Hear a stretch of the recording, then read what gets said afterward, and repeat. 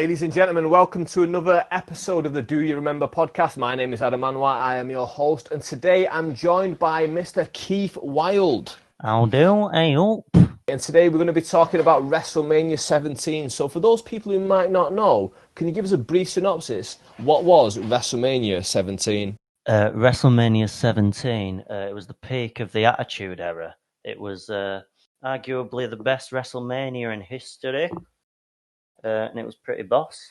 It was just all fucking headlined by Rock and Austin. Loads of shit kicking off. All good. There you go. I think you've got it spot on straight away. This was kind of the pinnacle in pro wrestling for a lot of people. This was kind of where all the best wrestlers were kind of getting right to their peak.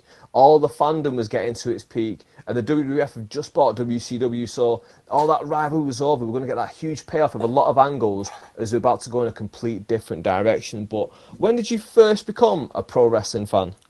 I was probably about, I think I was about 3. I was watching it, and then I really got into it when I was about 8. I was watching, it was on Sky 1, SmackDown was on Sky 1, Raw wasn't. Raw was behind the paywall on Sky Sports. But Sky 1 wasn't, so I turned it on, and it was the week after Brock Lesnar and Kurt Angle had the Iron Man match, and Vince McMahon comes out and he's cutting like a big dickhead, like heel promo, and then everyone's chanting, "You chapped out" to fucking Lesnar, and Sable's there with her tits and shit. It's all good. It was buzzing. I was hooked. Nice. So what year was that? Was that about 2003? Yeah, like back end of 2003. Nice. And what was it that like really like hooked you in, and what was like the big appeal that made you want to sit down and go, do you know what, I'm a wrestling fan, I want to sit and watch this stuff? I just fucking loved it, like the whole bravado of everyone. Vince obviously cutting a promo, that'll entice you.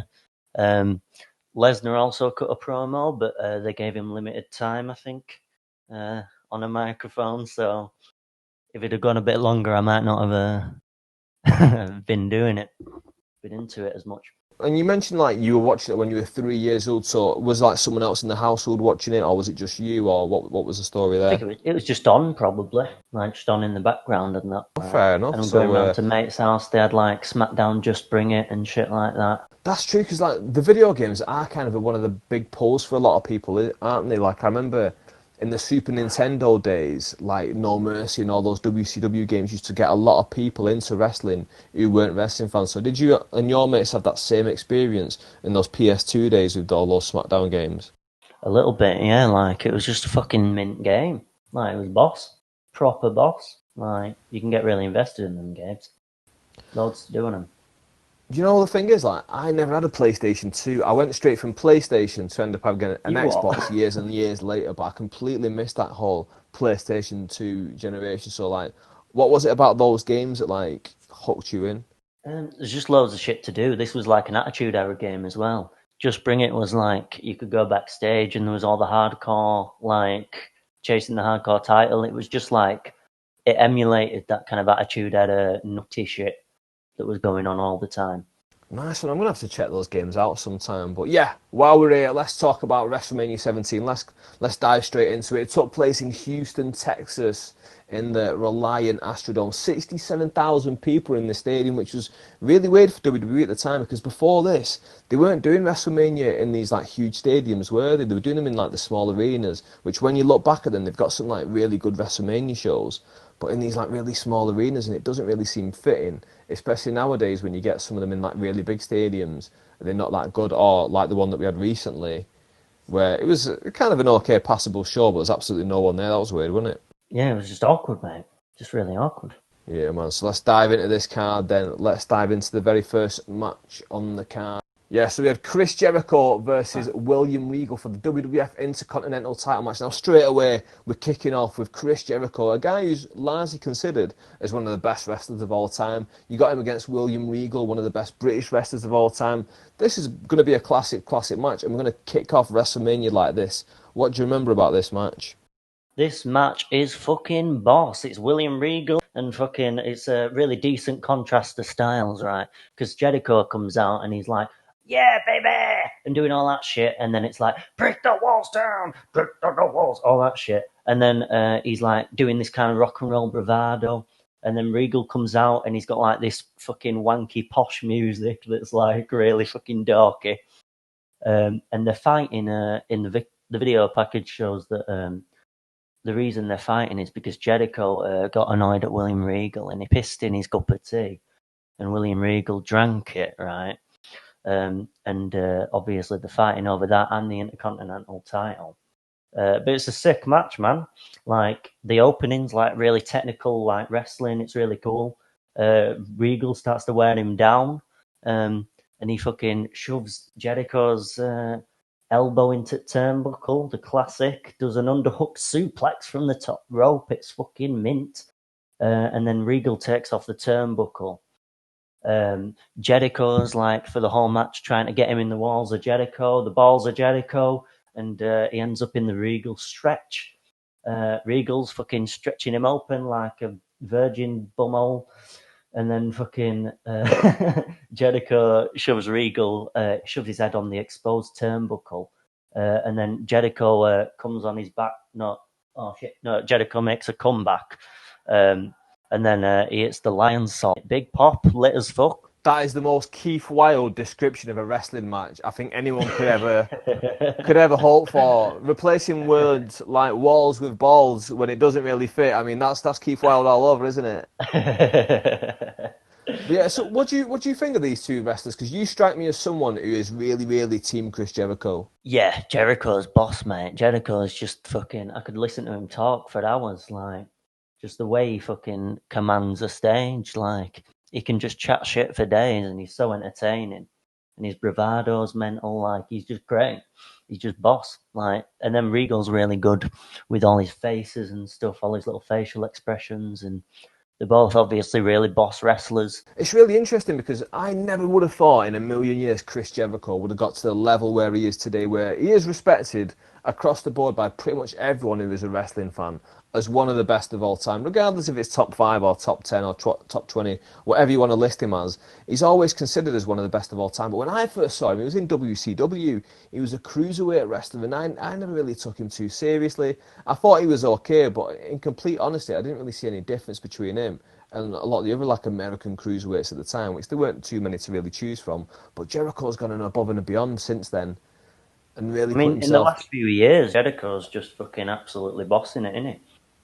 Well, he is, yeah. I mean, now he's in AEW, he but seems before to have that, fucking peaked at like 50 years old. Like, he's just getting better and better and cashing in on all this stuff. Fozzy fucking taking off at the right time.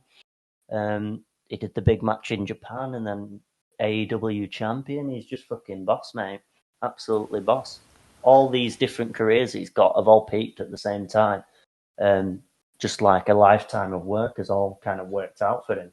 definitely, and there's something to be said in general, regardless of what you do. But like when you're like an artist, when you've got that freedom to do whatever you want, it often opens up doors for you to like hit another level. Do you know what I mean?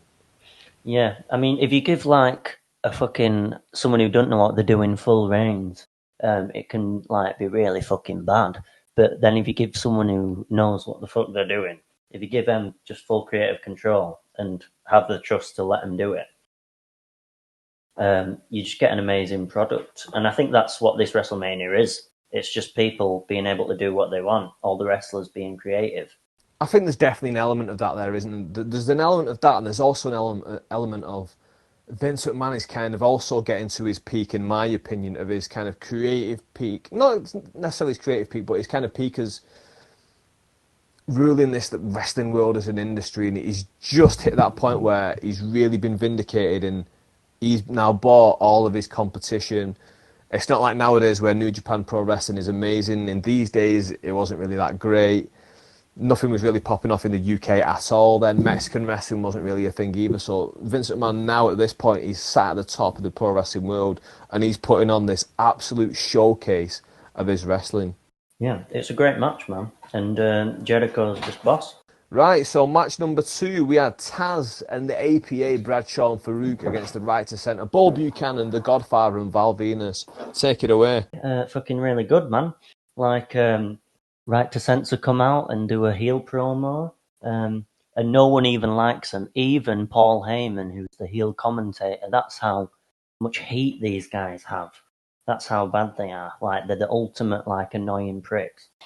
And fucking Jacqueline comes out, you know, she's jogging to the ring and her tits are flying everywhere, and then fucking it's just a boss match, mate. Like, nice little short match, bit of filler, bit of a piss break match, but all the right things were done. Progressed the stories. Yeah, I loved this. When I watched it back last week, ready for this podcast, I loved how Paul Heyman, he stayed true to his character of hating the censors, because in ECW he created that Cyrus the Virus character where he was from the network and he was going to censor everyone and he was going to put a stop to a lot of dangerous things, and Paul Heyman kept up with that in this match.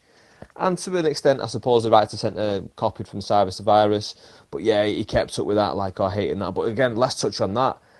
For me, this is the greatest commentary team of all time. Paul Heyman and Jim Ross. The chemistry they had together, the way Paul Heyman would wind him up, and the way Jim Ross would bite back at him, it's fantastic, wasn't it?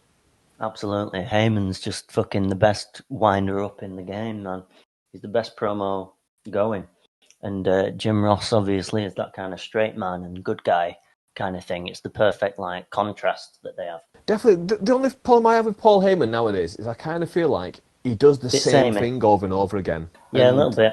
he's got so much range that he can pull from, but he just doesn't choose to. And it's a bit annoying. But yeah, this match, it's really interesting because, again, just to show off the amount of star power that this match has got, you got Taz, former ECW champion, Farouk, former NWA heavyweight champion, or WCW champion, whatever you want to call him, and then Bradshaw would go on to be like one of the main heels on SmackDown for years to come. It's quite interesting how they're all in this match. And then again, on the other side, you got Val Venus massively over in the Attitude era. The good father, he's now turned heel, and then you got Bull Buchanan, who was a bit Who's hit and miss. there. But yeah, this match, it was nice and quick and out He the does way. do a But yeah, nice little jumpy thing at the beginning of the match. For a man of his size, that's quite impressive. But other than that, I can't remember anything he's ever done. yeah, he's an athletic big guy. But besides, I mean, there's tons of them in America. You know, take anyone who's dropped out of the NFL or out of college football, and they could do the same things. But yeah, this was decent, wasn't it? Then we had But if a you want a mad match. decent big man, mate, a What's that? decent big man would be in the next match. Fucking Big Show and Kane. That is a fucking boss match. It is. It's madness. This match, isn't it? The not the ECW, the hardcore Hardcore title match champion. between Kane, Raven, and the Big Show. Raven's defending the title. There's that famous bit, isn't there, where like they run over like one of the power cables, and if they would have run over it like slightly wrong, it would have like cut out the entire feed, and it would have ruined this huge show. Yeah, this match is fucking boss, mate. They just fight fucking everywhere. It's like Edge and Orton, but not dull as fuck. It's like, because they fucking just go backstage and there's just a really convenient room full of weapons that they go into. Really handy that that room was there, you know, full of weapons. Yeah. Yeah, and then fucking just all sorts of mad shits going. Fucking Kane throws Raven through a window. Fucking Big Show spears Kane through a door. They try to slam through a wall. Did you notice, like, they try to slam through a wall, but they try to slam through the wrong one, and then they go to the other side? Yeah, and like you said, there's loads of convenient stuff here. There's that convenient window that they throw. Do they throw two people through, or do they throw like just Raven through it? I can't remember, but yeah, Kane the throws Raven through a window, and then Big Show spears Kane through a door, and then yeah. they try to go through this wall, like, and it doesn't break, and then they go exactly at the same like force to the other wall, and it just crashes straight through.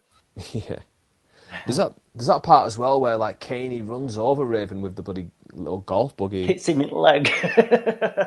That's madness, man. It's madness. Like, Proper crazy. And there's a fucking fan, like, I guess he was lucky he went to the toilet at the right time. And fucking he just shouts, "Yeah, Kane, fuck him up." yeah, I thought I heard something like that. Like, because I was looking around in the back of the scene, like, is there any fans there? Can I see any? But yeah, he must have been behind the camera somewhere. Yeah, and then they obviously end up back on the stage, and Kane like throws the two of them off, and then Kane does like this kind of fucking weird, awkward leg drop off it, that's a bit uncomfortable. But and then the referee like counts on the wall, and then Kane wins. Kane's the hardcore champion. Credit where it's due, the hardcore title gets a lot of shit. I used to love it at the time. Me and my mates absolutely used to love the hardcore title at the time.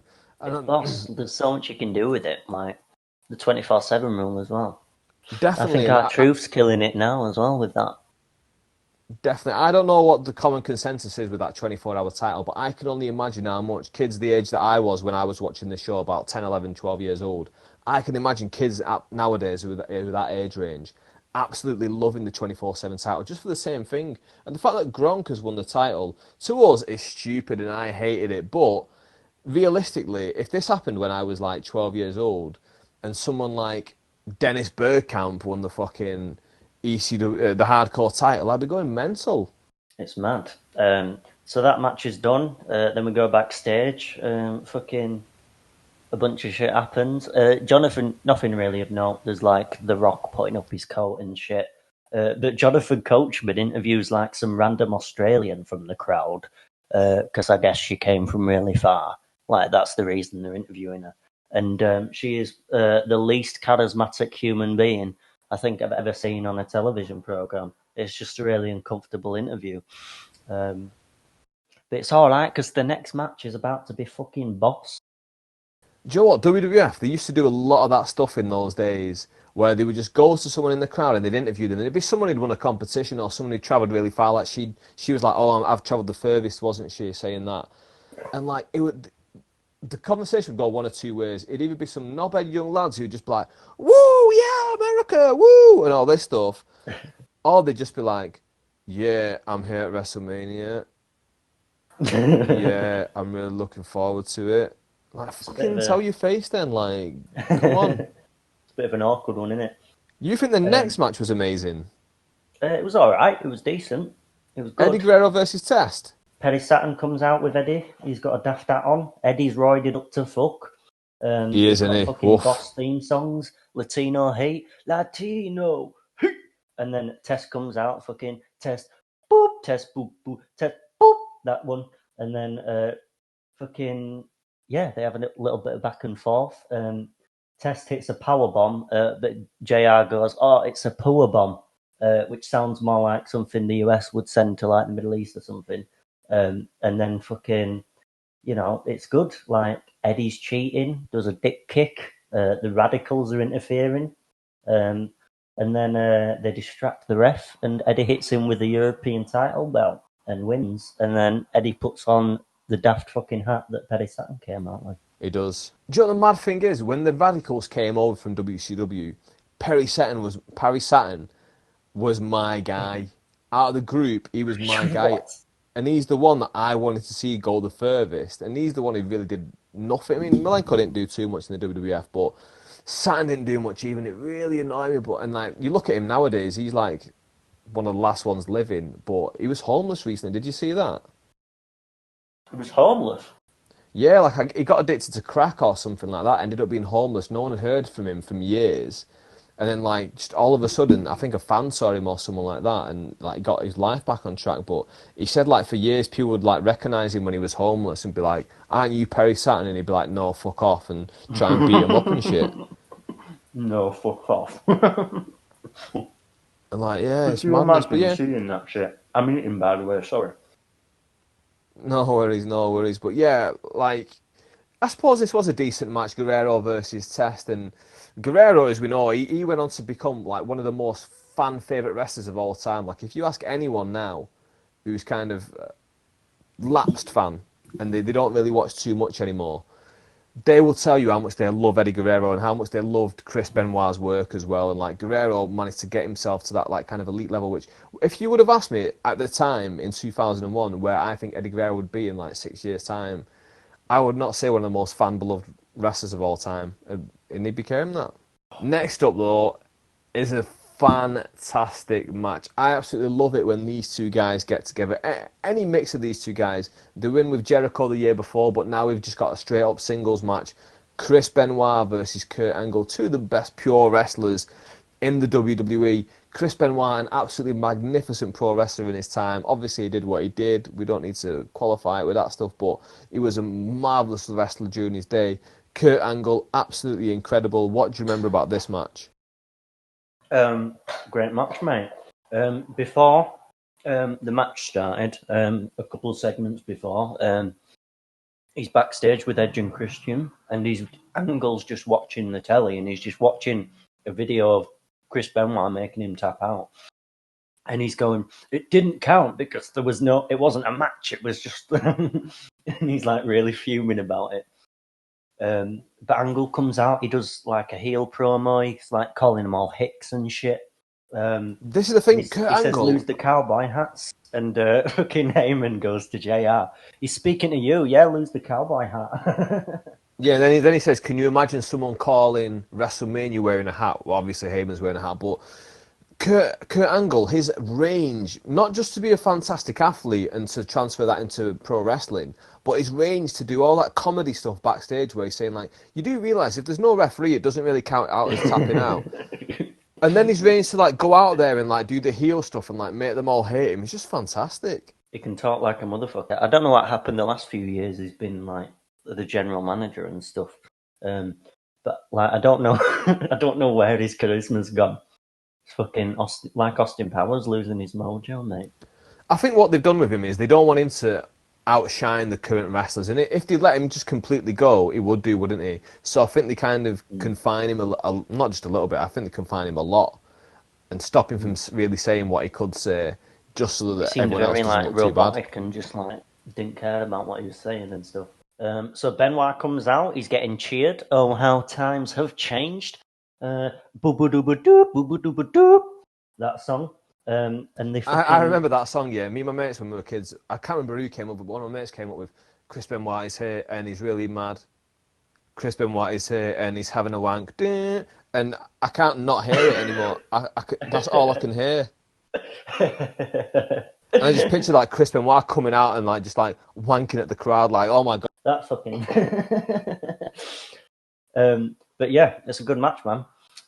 They're doing like some decent fucking technical stuff, like amateur wrestling shit. They're both trying. The whole point of the match is they're trying to get each other's submissions on each other. And Benoit's like fucking proper going for it. He's trying to fuck Angle, and then like Angle ends up like cheating, fucking pins him with the tights. So like proper heel move that the whole match has been built up for one of them wanting to get tapped out, and then Angle just fucking pins him with the tights. What a dick move!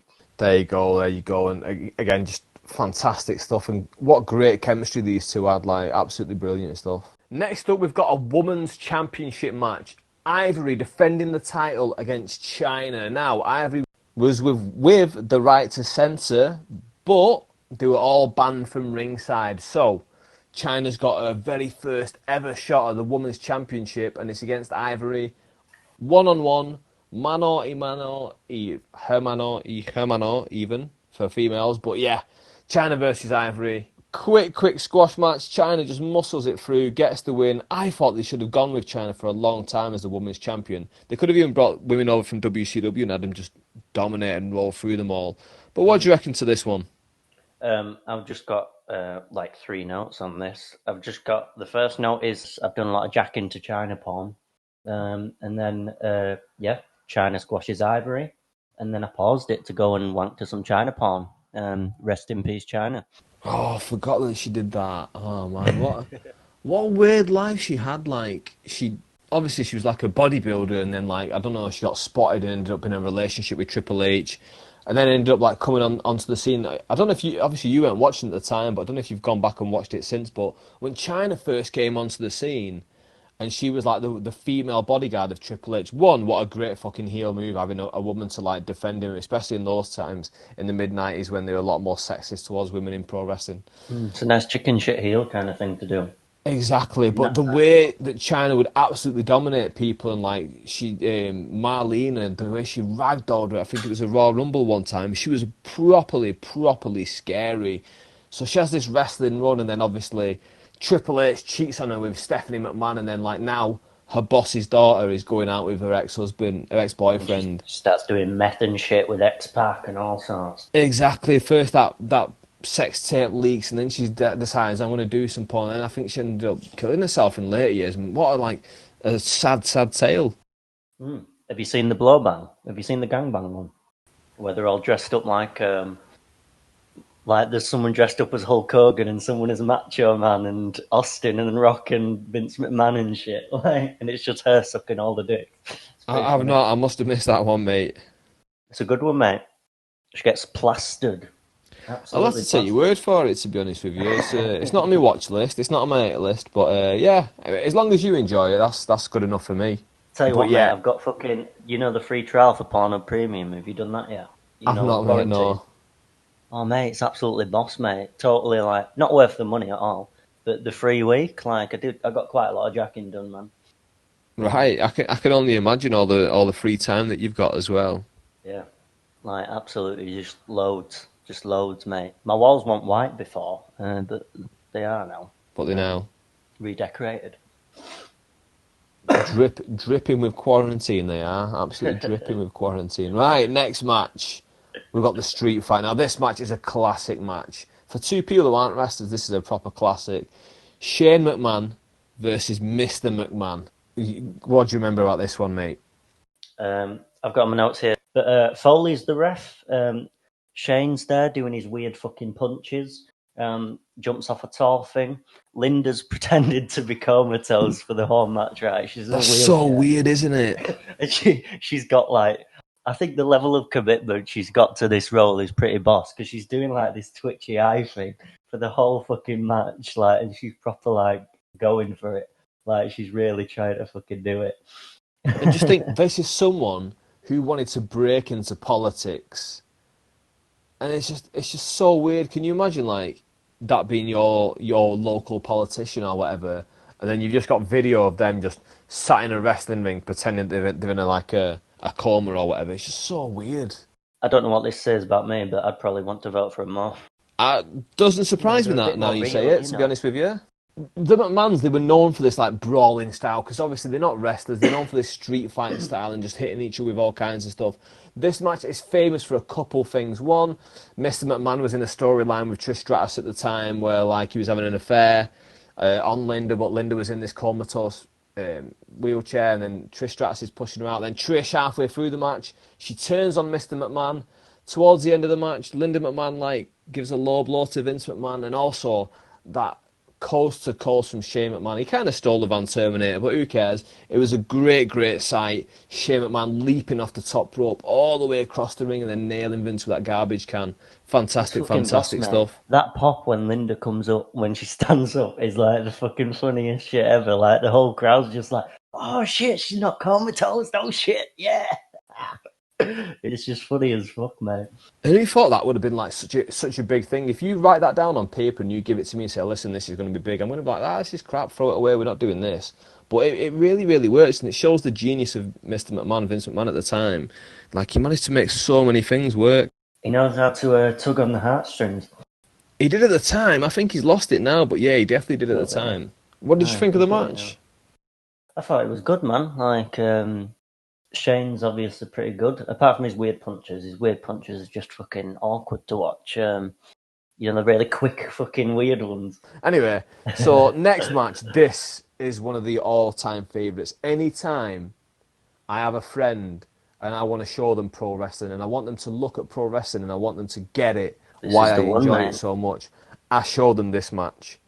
Tables, ladders, chairs, WWF tag team titles hanging above the ring. We've got the Dudley Boyz defending against the Hardy Boyz and Edge and Christian.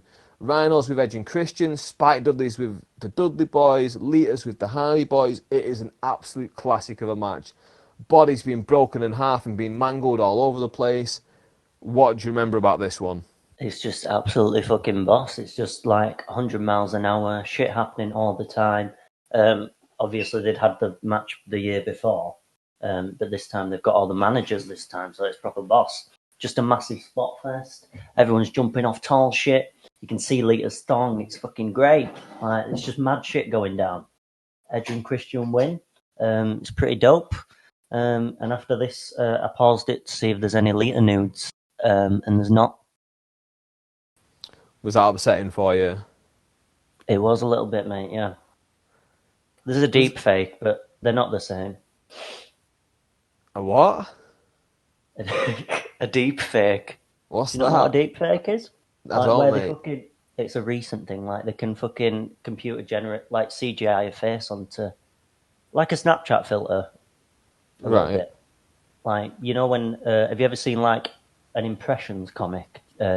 Like they'll put like a filter on that it looks like they're Donald Trump or they're whoever they're doing an impression of. All right. Okay. But it's that basically. So it's just like fake porn basically. So they've got existing porn and just like CGI'd a face on it. Really? And it doesn't look real, like it just looks fucking really awkward and shit.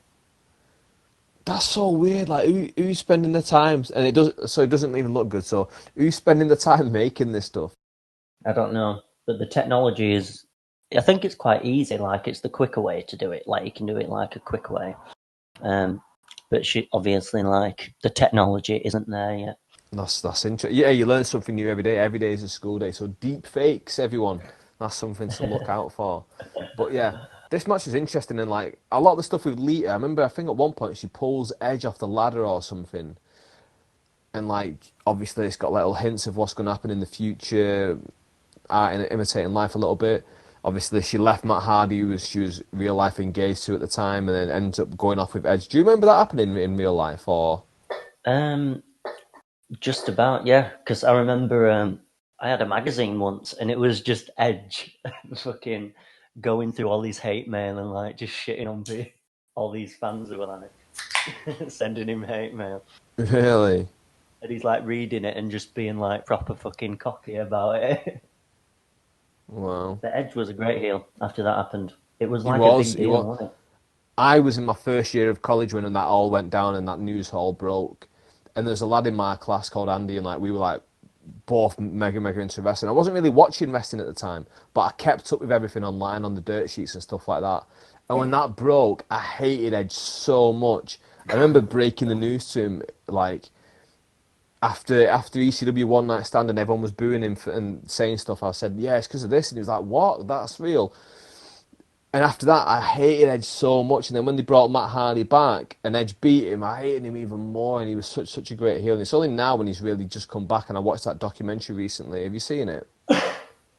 Not yet. It's one for me to watch though. I've been meaning to watch it. It's really good. It's only really after I saw that and his recent comeback that I got really thinking, nah, Edge is a proper legend. But yeah, this is an absolutely fantastic match. Anyone out there who's not a fan of pro wrestling, wants to give it a try, watch this one. WrestleMania 17, tables, ladders and chairs, WWF Tag Team Titles match, Edge Christian, Hardy Boys, Dudley Boys, absolute classic. 3 sets of brothers, well, 2 sets of fake brothers, 1 set of real brothers. But yeah, brilliant stuff. And like, it just goes to show that the level that some people will go to put their body on the line for their art. This isn't just wrestling anymore. This is art, and they proper mangled their body for their art to the point where Edge had to retire early, Christian had to retire early. Edge is back now, obviously, but yeah, mad stuff. Next, we had the gimmick battle royal where they brought back lots of old timers. Keith, what do you remember about this one? This is a fucking boss. It's an absolute who's who of hack, and it's just lovely and nostalgic, isn't it? Like fun little battle royal. You like this one, I yeah? Yeah, like all sorts going on, like just all the like different daft gimmicks from the past. Really cool. I love a battle royal as well. Love all elimination, you know. Do you? Oh yeah, Survivor Series, Royal Rumble, fucking battle royals, mate. Love them. Gauntlets. Oh, I hate battle royals, but yeah, I'm with you on Raw Rumble and Survivor Series actually. But yeah, let's go through the list of people who are in this match. Luke Williams, Butch Miller, the Bushwhackers, classics from the early days of my tape collecting. Duke the Dumpster Drozy, one of the guys who I actually really liked, even though his character was literally just a bin man. Doink the Clown, again, someone who was a evil clown when I started watching wrestling, but then he turned into a good guy and absolutely loved him. Nikolai Volkov, met him a couple of years ago, he's dead now, R.I.P. Did you Tugboat, kill The him? Goon, Earthquake, R.I.P. Gobbledygooker, Brother Love, Michael Hayes, One Man Gang, Kamala, Kimchi, Jim Cornette, the Repo Man, Sergeant Slaughter, met him as well, and the winner, Iron Sheik. Oh, we had Hillbilly Jim as well, but the winner, Iron Sheik. Oh, Best this. Twitter account in the world, mate. Oh my Best God, Twitter he's account. mad, isn't he? And all of his shoot interviews as well. Me and you were talking about shoot interviews the other day with Jordan Deshaun, weren't we? And his shoot interviews, he was being a bit of a parody of himself as they went on, but still, like, that first one where he was just drunk and he's just going, "Fuck the Ted DiBiase, fuck this guy." Fuck. I was like, "What is going on?" Uh, when I was watching him, I was like a wide-eyed 16-year-old, 17-year-old boy. I was like, and Iron Sheik was like someone who he was not just a wrestler, he was a former WWF champion. He was someone to look up to. And he sat there getting pissed, fucking just berating all of his old colleagues. And I'm going, what is going on? Like, are you seen him, yeah? The shoot interviews. I've not Yeah. watched many Sheik ones, but obviously I've seen like bits and bats and that. But I've seen a lot of shoot interviews. Oh man, it's I his love the first one fucking where he really starts to go off. That, I mean, he won't have the same impact now, but that was a proper eye opener. Like, what is going on? Like, that really exposed the carny world of pro wrestling. Going, these guys are a bunch of chancers for the most part, and some of them What? So make you it. were around for like the beginning of shoot interviews? What's that? So you were around for like the beginning of shoot interviews? I didn't see them at the beginning because I think they were going from maybe about 2002, but I didn't get onto it for about another 4 years. It was about 2006 when they started popping up on YouTube. And in those days, you couldn't upload YouTube videos longer than 10 minutes. So what they Ah, would do is they would break them down into 10-minute segments and they'd upload them in like 13 parts. And then like it would be really annoying. You'd be well into a shoot interview. You'd get up to about part 8 and then part 9 would be missing. You'd be like, "Oh no." But I really want to hear what fucking I really, I really want to hear what Henry Godwin has to say about bloody King of the Ring 1998 or whatever it was. Like, you just get up to like a random part and like it just cut off. But yeah, it was mad. But yeah, I was proper loving it. awesome. Right, the next match, Triple H versus The Undertaker. This is Yes. fucking boss. It's time to play the game. It's fucking great. Motorhead play Triple H to the ring. Plays theme song. Lemmy don't know the words. He's drunk as fuck. What a legend. Then it's an American badass Undertaker. Fucking keep rolling, rock it. That one.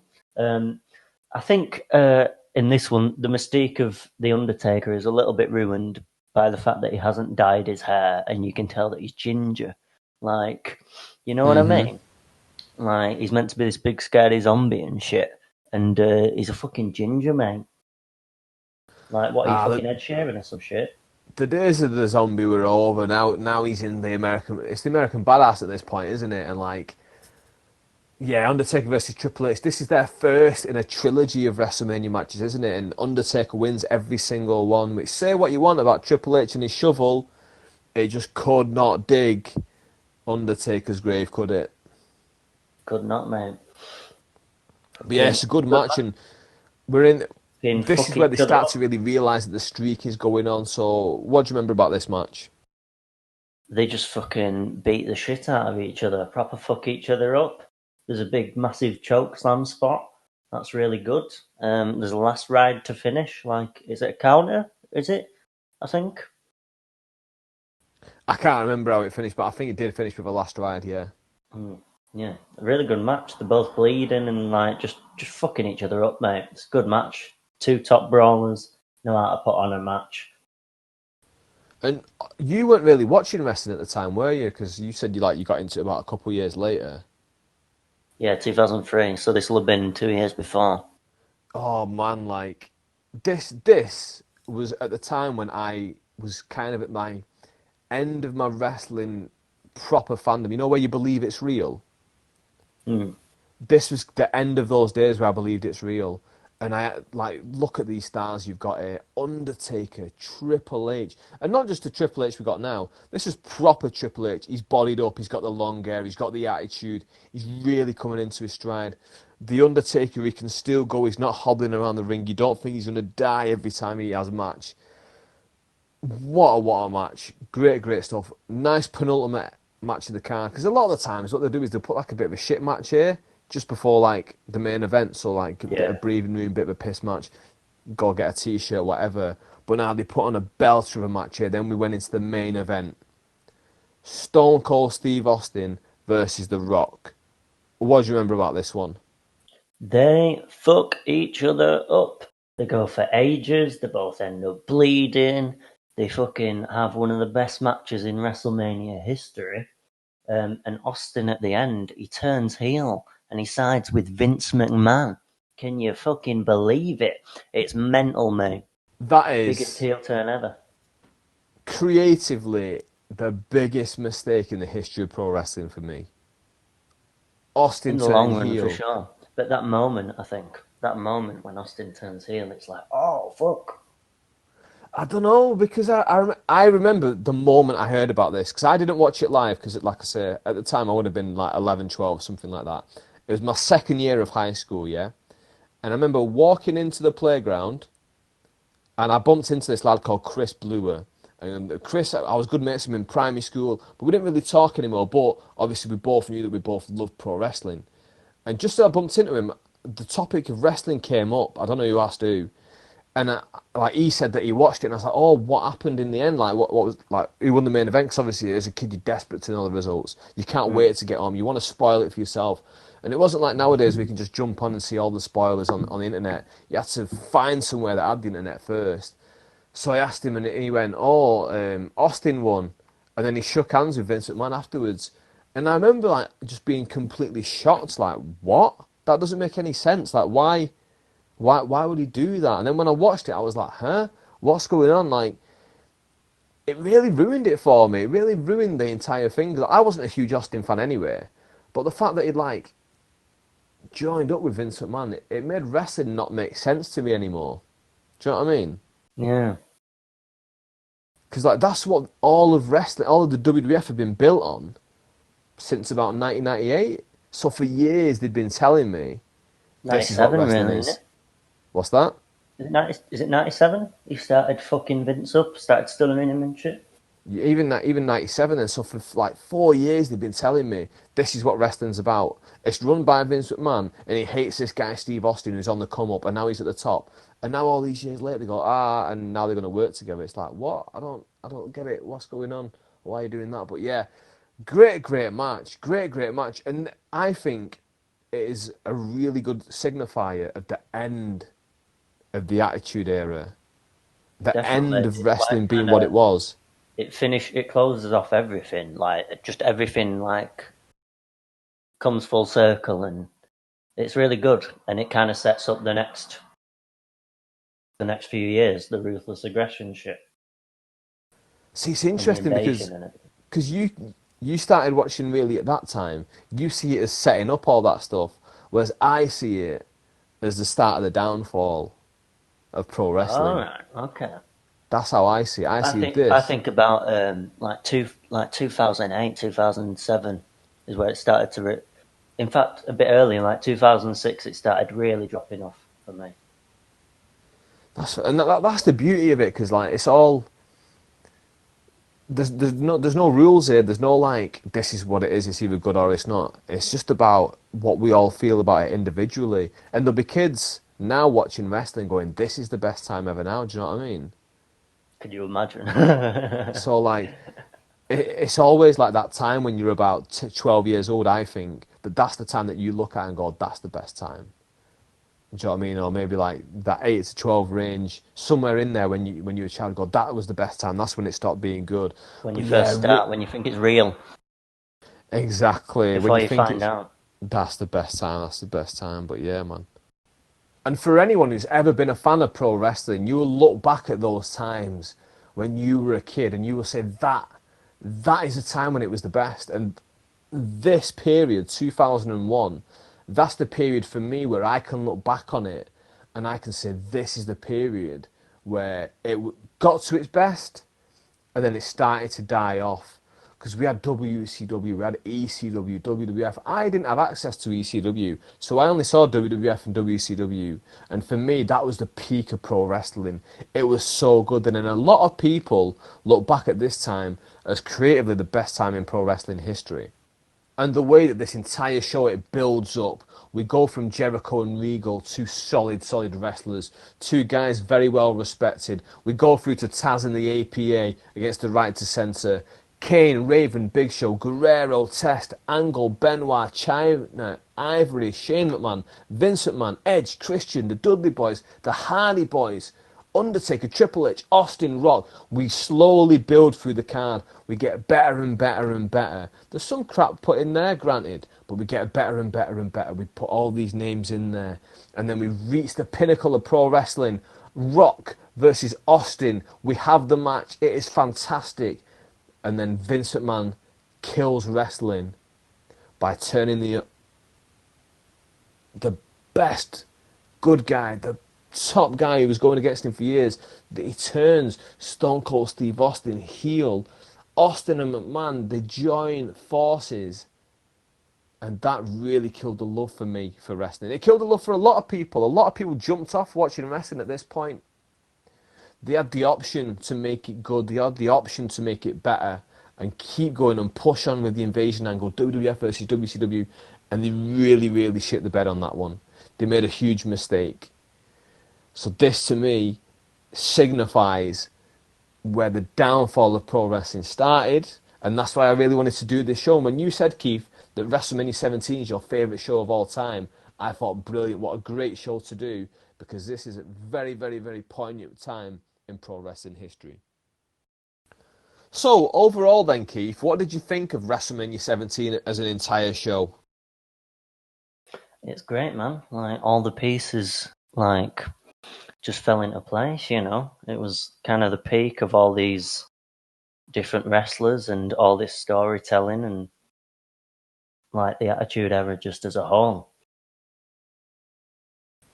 Yeah, and is there anything on here that you would change? Because a lot of the times, I don't know about you, but when I go back and I watch these old shows, I feel like, oh, that's a bit out of place, or I changed this match to this and I'd change that to that. Is there anything on this card that you'd change? I don't know. There's obviously occasional like jobbers and that are on it, but you know, I think for the most part, this is a pretty good show. Maybe the heel turn at the end was like a bit, but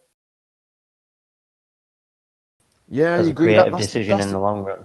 That's the only thing on this card that I would change, because a lot of the times I'd look back and I'd be like, oh, maybe change the Undertaker match to Undertaker versus someone else. But Undertaker Triple H was great here.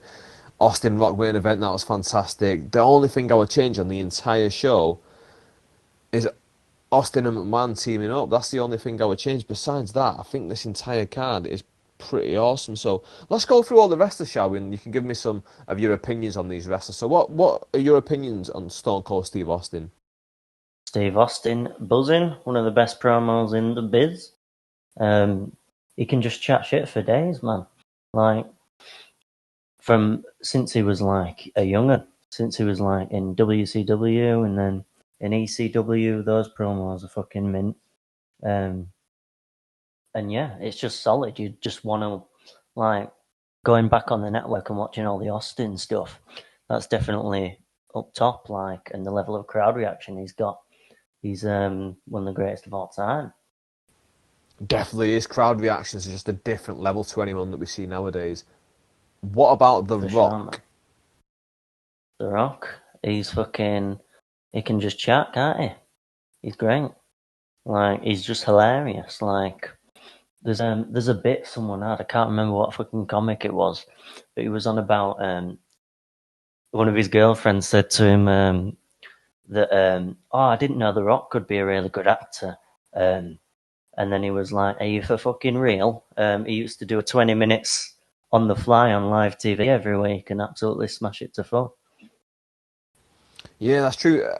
What do you think of The Rock in his films? Do you keep up with his movie career and do you watch them, or is that something to you that's like separate and you're not really that into? I mean, it's a different world, isn't it? Like, his movies are kind of, he's doing a different thing every movie. I mean, not really, but like, he's doing different characters every time. But The Rock as a character in wrestling is just one of the best fucking roles anyone would ever dream of getting. Yeah, definitely, man, definitely. And I don't really keep up too much of his movies because I feel like he's not typecast, but I feel like a lot of the time he plays this same like action hero kind of role. And once you've seen him once in it, it's kind of seems like the same. How about The Undertaker? The Undertaker's a guy who's seen as like a legendary figure in the world of pro wrestling. Very well respected by fans, very well respected by the wrestlers themselves. But nowadays, with everything that's going on, he's kind of losing his appeal. What do you reckon of the Undertaker? I love him, man. A bit old now. A bit old to be doing it. The Goldberg match in Saudi Arabia was a bit fucking awkward to watch and quite upsetting. But yeah, I think he's the body of work he's created over all these years. I know he's kind of reinvented himself every couple of years to kind of stay fresh.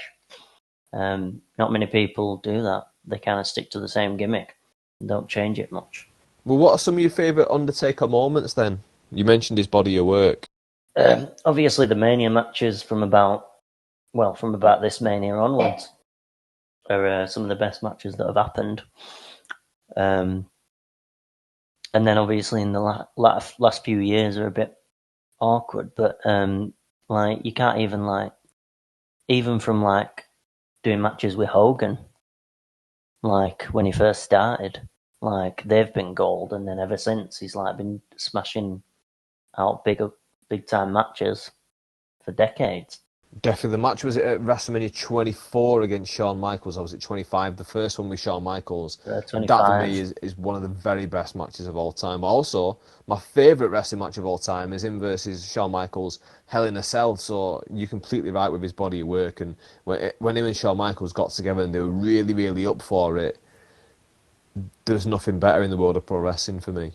Maybe Giant Gonzalez. That was a 5-star match for sure. But Yeah, that was an interesting one. That was an interesting one. Giant Gonzalez, what was were you that thinking there? that was the chloroform one, wasn't it? It was, yeah, it was. That was WrestleMania 9. It's maybe the worst WrestleMania ever. Maybe WrestleMania 11. Oh, I mean, awful stuff. if Bam Bam and an American football player are your fucking main event, it's a strange one. Yeah, but at the same time, WrestleMania 9 finished with Hogan just running out from the back and beating Yokozuna in about 30 seconds. So, Oh, is that one? Which one am yeah, I thinking of? I'm thinking of the Bam Bam one. that's 11. The 11. 9 Oh, with that was Giant one. Gonzalez, that ends with Hogan, yeah. Oh, when That's Bret Hart was meant to win it, and then yeah, Bret Bret Hart lost, Hart. and then Hogan just comes out and just has a match for no reason. Yeah, Bret was the champion going in. Yokozuna beat him, and then Hogan just comes out and beat him. Just all that awful stuff. What about Triple H? Triple H is quite a divisive character in the world of pro wrestling. When he first burst on the scene in WWF, he was Hunter Hearst Helmsley. Everyone hated him. Then he would fall into Triple H, and he became a huge part of D-Generation X. So for years, he had that cool factor. Then we got to this era where he married Stephanie McMahon. Then a lot of people used to hate him because they knew he had a bit of pull backstage. Where do you fall on Triple H? I think he's a top heel, like a really good heel. The DX stuff, obviously, when he's a face, like he's just good at goofing off and having a good time. And then when he wants to be a heel, like with Evolution and that kind of, attitude era where he's got the 2 belts and stuff. Like I think he's a really good heel.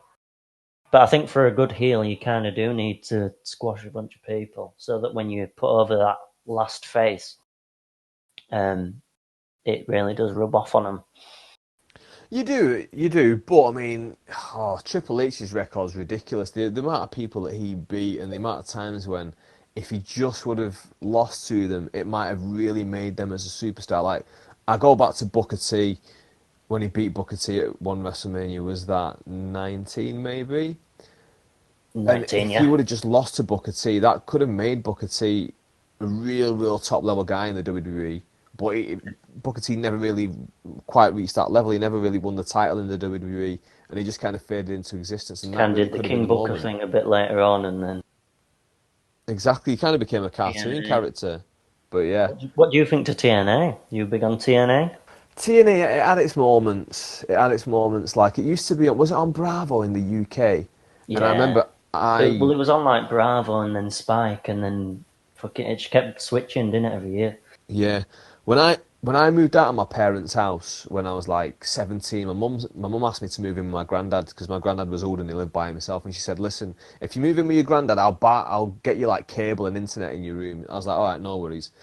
And there was nothing really to watch, but on cable there was Bravo and it had TNA, so every now and then I'd be watching them because obviously in these days we're talking about mid 2000s. There's no real streaming services at the time. You can't just watch like wrestling like that.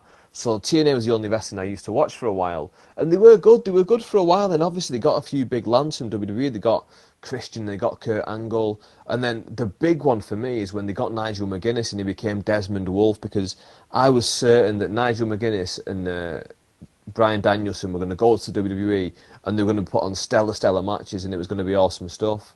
Then obviously something happened with his medical stuff. He didn't make it. He ended up going to TNA, and I absolutely loved that stuff. But just when he was kind of hitting his stride, that's when all the Hogan stuff happened. Then TNA really went downhill for me after that.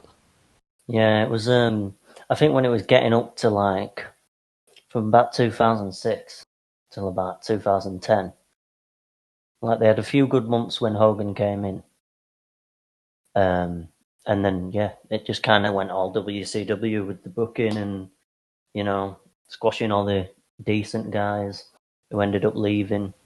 They started to become a self-parody as well, because everyone used to say about TNA, all they do is they hire guys that WWE don't want or guys that WWE have just released. And then as soon as they got Hogan, what did they start doing? They started bringing in all the guys that WWE had let go. They started to bring in all these guys WWE had not even had for years, like the Nasty Boys turned up. And I was like, it's just become a self-parody. It's like, what's going on? Like, are you purposely trying to make it shit now? Like, what? Like, because it had its moments still, like RVD. I think RVD had a match with Sting that I enjoyed back then. But yeah, my memories are quite vague. But that's one of the times when, because I used to go and watch them every year. They used to come to the MEN Arena in Manchester. I think it's called the Fawns View Arena now.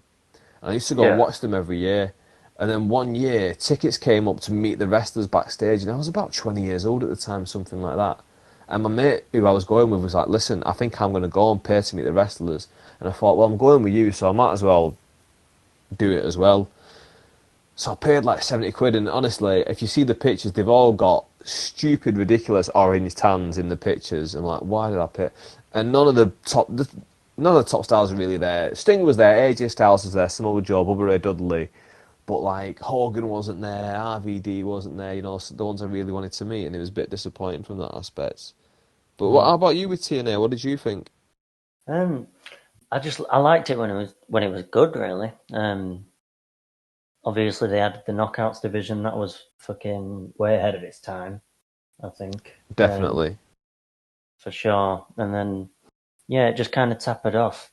But it was peaking for a while. Because when WWE, just as Ruthless Aggression's starting to kind of fizzle out and the kind of universe era's starting and they go PG and it gets a bit like seems overproduced and like they're not giving as much people creative control, like to kind of wing it and do what they want and get invested in their storylines. TNA was kind of there to keep me interested in wrestling a little bit. And they had the X Division and AJ was fucking smashing it. Samoa Joe was great. And they kind of had just enough WWE guys to like give it some like name value. But it was only like your Kurt Angles and your Stings and your Christians and stuff like that. But it wasn't like overboard. Like they still had that kind of undercard Sure. of TNA originals who would all kind of main eventing in WWE now. All these indie guys, and I think the in-ring product was really good. But then obviously it tapered off. Definitely, the in-ring product was fantastic, and the parallels with WCW are really there in that aspect, because like WCW's top guys were all kind of ex-WWE guys for the most part. They're all guys who at least gone through WWE, apart from the Sting. Yeah, And that's what TNA's top guys were. But underneath, they had this core talent who WWE had never had. Like WCW had the cruiserweight division, and TNA had the X division. And oh, honestly, the X division stuff were fantastic. Do you remember when the Young Bucks were in there as some? They had they're a some other. Generation Me. Yeah, Generation Me. There's a Yeah, match they with were in them there. and the Motor City Machine Guns, and it was just fucking super Oh, thick city along the fucking like it was just amazing the shit they used to do, and the Ultimate X matches like that was just some crazy shit. Lethal Lockdown, I loved that. Um, Always had some mad crazy spots in it. It was just great.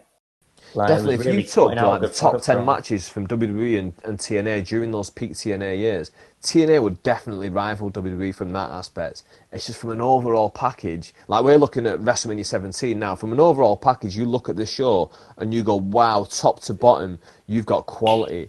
And look at the guys in here. If any of these guys from any of these matches went to TNA, they'd be main event stars. Like first match, Jericho, easily main event star. Bradshaw and Farouk, they would have been main event stars in TNA.